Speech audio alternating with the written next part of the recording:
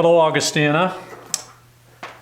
I'm going to share with you a shortened version of the Sunday morning Bible study that I did on Psalm 13. It was the second week of our 6-week series on the Psalms that Pastor Kielsmeyer and I are doing. Just a couple of things about Psalms in general. It is one of my favorite books in the Bible. There's 150 Psalms divided into 5 parts. Deb talked about that last week. Psalms are human responses to God's word and actions, and they're heard actually throughout the entire Bible. They're used in a number of different places. There are basically 2 different types of psalms or melodies from a little bit of a higher level. 2 psalms, praise or lament psalms. And psalms are both prayers and songs. So one could say that they are sung prayers or they are prayed singing. And it's a unity of some beautiful things actually in our world of prayer, of singing, and of poetry. It combines those 3 things, and that's part of what makes Psalms, I think, so meaningful and so important in our life together as people of God. A couple of other things. The Psalms arose out of the worship life of Israel. And this may sound a bit strange, but they were not first written and then sung, but it was the other way around. They were actually probably first sung and prayed and then written down, which means that the Psalms came out of the actual worship life of the community. And because they came out of the worship life of the community, it means that everything that happened in the life of the individual people and as the people as a whole, in particular, came into contact with worship and was related to worship. And that's part of what makes these Psalms so powerful, because they speak to our everyday life. They originate in actual life circumstances. And that's part of the reason, one of the main reasons, I think, that we can relate to them. They speak to us in that way. The psalm that we're going to look at today is called an individual psalm of lament. And the lament psalm, and this maybe won't come as a surprise to you, but it's the most frequent psalm in the Psalter, in the book of Psalms. There's about 50 lament psalms that belong to this genre, both individual lament psalms and community lament psalms. And one of the things that I learned as I was getting ready for today's study was I was doing some reading from Walter Brueggemann, who's, I think, one of the preeminent Old Testament scholars in the 20th century. And let me just read one little portion of what Brueggemann talked about in terms of calling these Psalms of Lament disorientation psalms, or psalms of disorientation, which I thought was a wonderful way to capture what these psalms are and what they do, because many of us have felt what it's like to be disoriented. I think these last 10 months have been tremendously disorientating in our lives. And this is one of the things that Brueggemann says that I thought was really, really good. He says about these psalms that on the other hand, it is bold because it insists that all such experiences of disorder are a proper subject for discourse with God. There is nothing out of bounds, nothing precluded or inappropriate. Everything properly belongs to this conversation of the heart. To withhold parts of life from that conversation is, in fact, to withhold part of life from the sovereignty of God. Thus, these psalms make the important connection. Everything must be brought to speech, and everything brought to speech must be addressed to God, who is the final reference for all of life. The power of these lament psalms is that they name that which disorients us in our lives, the struggles we face, the heartache that we have, and it opens up an avenue and gives us permission to bring those things to God. So let's take a look at Psalm 13. One of the things that I think is really cool about Psalm 13 is in 6 short verses, it lays out the basic structure of a psalm of lament. There are 3 parts to an individual psalm of lament. The first part is the lament or the complaint or the cry to God for help. The second part of a lament psalm is there's a petition. There's an asking for help from God. And then the last part is there's an expression of trust or a vow to give praise to God. And Psalm 13, in 6 short verses, lays this structure out for us just lovely. It's a brief, simple psalm that exhibits these 3 basic characteristics of an individual psalm of lament. And the other thing that we need to note is that we can assume that long before this psalm was written and added to the collection of psalms, it summed up and carried along the sorrow and the anxiety of many generations. We can also assume that the very words of this psalm in various ways were actually lived out and suffered. They are the sounds of a suffering people who use these words then to bring them to God. Psalm 13, a prayer for deliverance from enemies. And let's take it 2 verses at a time. First the complaint or the lament, then the request, and then the expression of trust.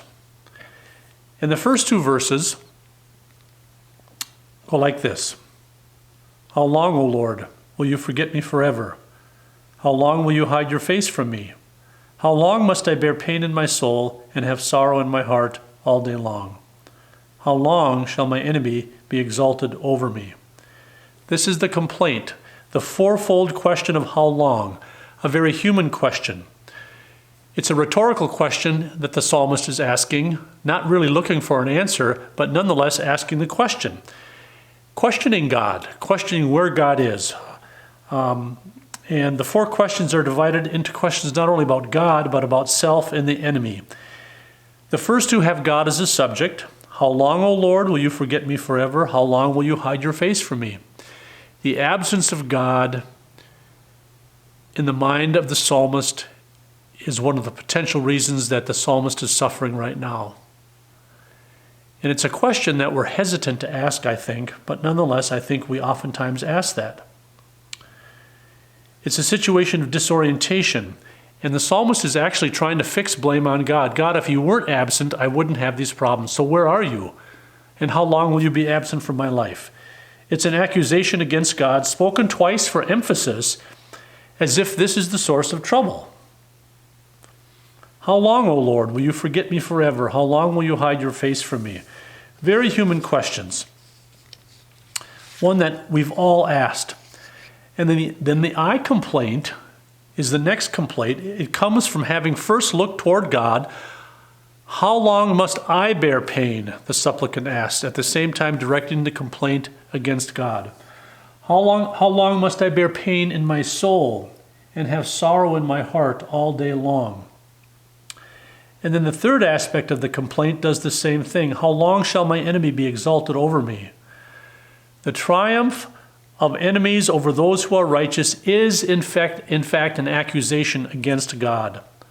How long will this go on is the question, and we never learn actually what it was that was disturbing the writer of this psalm.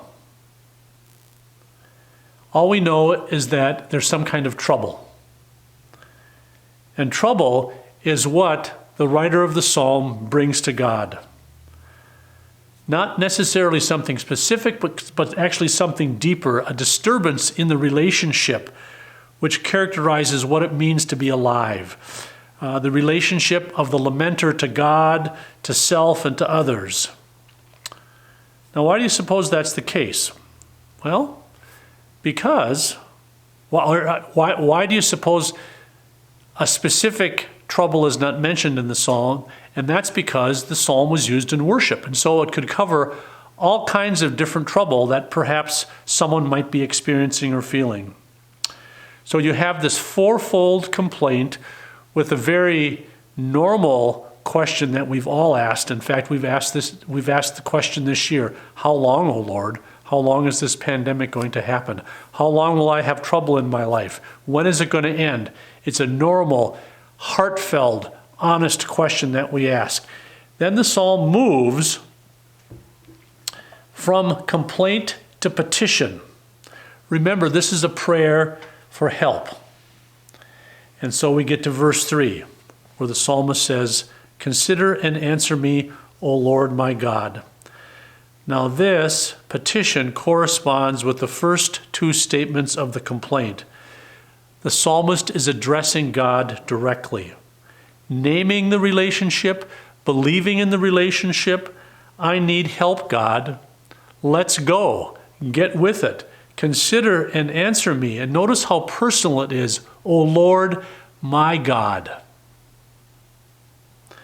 Notice the imperatives: to consider, answer, give light to my eyes. I can't handle this on my own, is what is being said here. And that intimacy, that relationship with God is named here for the second time, my God. Consider and answer me, O Lord, my God. This is a personal relationship. And because it's a personal relationship, the psalmist can be bold enough not only to accuse God and to question God, but then go to God for help. It's almost like the anger of the initial complaint. How long, O Lord? Will you forget me forever? How long must I have trouble in my heart? Once that anger is expressed and released, the depth of the relationship is finally revealed, with the psalmist saying, "Consider and answer me, O Lord my God." And then the second part of the request, "Give light to my eyes, or I will sleep the sleep of death." The psalmist is asking God to intervene and to let God's light shine in their eyes once again. And when God's light is shining in our eyes, we can actually see where we need to go. Our path forward is illuminated. And notice what the psalmist says here: "Give light to my eyes, or I will sleep the sleep of death."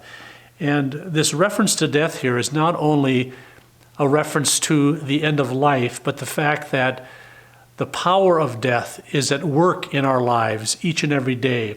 It is that power at work in our lives that separates us from one another, that separates us from our relationship with God. We all feel it. We know what it is. And so it's more than just death as the end of life. It's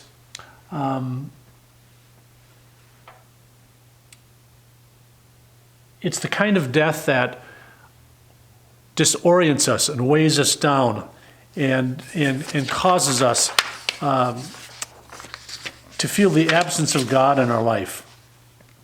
"Give light to my eyes, or I will sleep the sleep of death." That's not a sleep that we want to sleep. It's not restful, and it's a feeling of being cut off not only from God, from those other important relationships in our lives as well. "And my enemy will say, I have prevailed. My foes will rejoice because I am shaken." Again, part of the request. And this verse 4 goes back to verse 2, and it's another reminder that the triumph of enemies over those who are righteous is in fact an accusation against God. It's spoken twice in this psalm, but what is going on? Who are the enemies? Well, it's never mentioned. It could be any number of things. So you have the complaint, the lament, then it moves from that to a request of God to do something, to act, to acknowledge the relationship. "How long must I bear pain in my soul and have sorrow in my heart all day long? Consider and answer me, O Lord my God. Give light to my eyes." The psalmist is asking God to do something, to be present, to let God's light shine on the psalmist's path. And then after the request, then the psalm pivots. And this is where it moves from request to an expression of trust. Verses 5 and 6. "But I trusted in your steadfast love. My heart shall rejoice in your salvation. I will sing to the Lord because he has dealt bountifully with me." Verse 5 is the turning point of the psalm. It's a reversal of sorts. The lamenter has taken a step beyond the complaint, and so with a statement of faith, the psalmist enters that place, that space where the complaint can be silenced and he or she can then move on in peace and in wholeness. But I trusted in your steadfast love. My heart shall rejoice in your salvation. The powers that threaten the psalmist aren't the only powers at work here. There is a higher power that the psalmist can trust. And so verse 5 then becomes the reversal of the complaint. And then it moves to verse 6, I will sing to the Lord because he has dealt bountifully with me. So it's not only an expression of trust in the relationship, even though the psalmist questions the relationship at the beginning of the psalmist nonetheless moves and progresses through that complaint to request, to trust, knowing that God is present. And then finally, it ends in this vow to praise. I will sing to the Lord because he has dealt bountifully with me. This vow to praise, this movement to praise is a regular feature of a psalm of lament, an individual psalm of lament. And praise is a natural outgrowth of trust, I think. When we trust God, even when all of our questions aren't answered, even though we're not sure of what's going to happen in the future, but we can start to see a path forward, we move then to praise. I will sing to the Lord because God has dealt bountifully with me. An individual lament psalm is an expression of faith. It's deeply personal. It can be emotional. It is a cry to God to help, to intervene, to do something. When Jesus cries on the cross, my God, why have you forsaken me?" He's quoting from an individual psalm of lament, Psalm 22. And he moves on in that psalm, and I wonder if Jesus actually uttered some of the rest of the words of that psalm from the cross, to a trust in God's presence, to a trust that God can actually do something and that God will do something. And that is one of the important identifying characteristics of an individual psalm of lament. I commit this psalm to you. It's worth studying, reflecting on, and actually use it as a prayer. It's a marvelous prayer for when we're feeling lost, when we're not sure what's going to happen, when we're questioning the presence of God in our lives. And it's a way for us to continue to move forward, knowing that we can trust God. We can trust in God's steadfast love. We can trust in God's salvation, which manifests itself each and every day in our lives. And that's the beauty and the power of the individual lament psalm. I commend it to you, Augustana, and I hope that it brings you strength and hope and peace. Thank you.